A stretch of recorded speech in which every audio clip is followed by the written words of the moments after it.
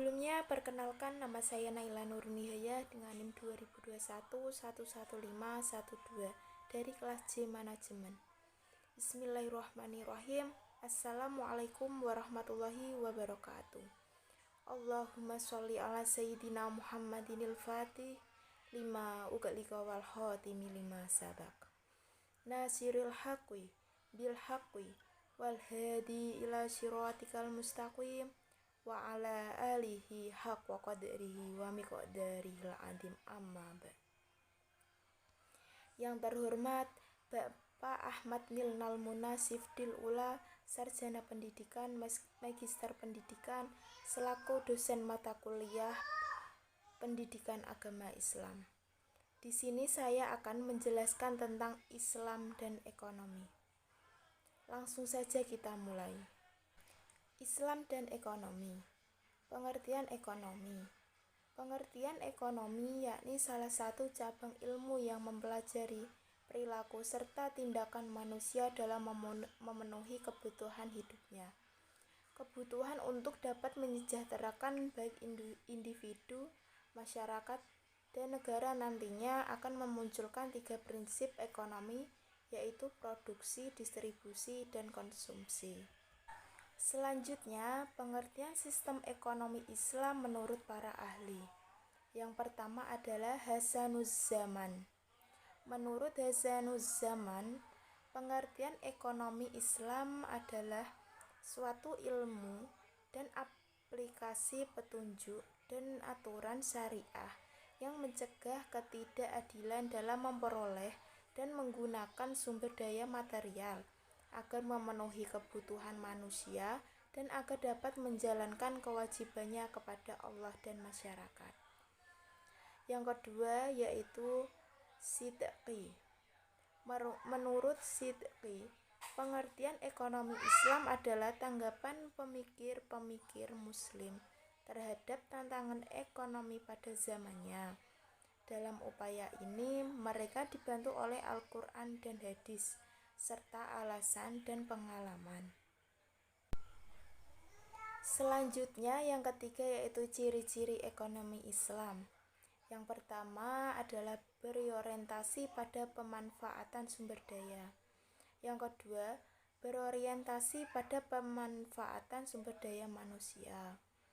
Yang ketiga, pemanfaatannya ditunjukkan untuk kemakmuran manusia serta proporsional.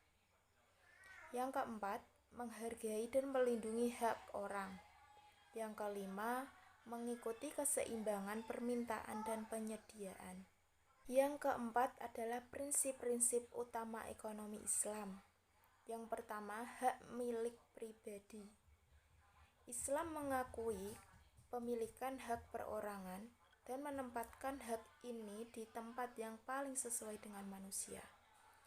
Malah Islam menetapkan bahwa harta dan milik pribadi adalah antara 5 perkara yang wajib dilindungi syariat. Yang kedua adalah kebebasan mencari sumber pendapatan.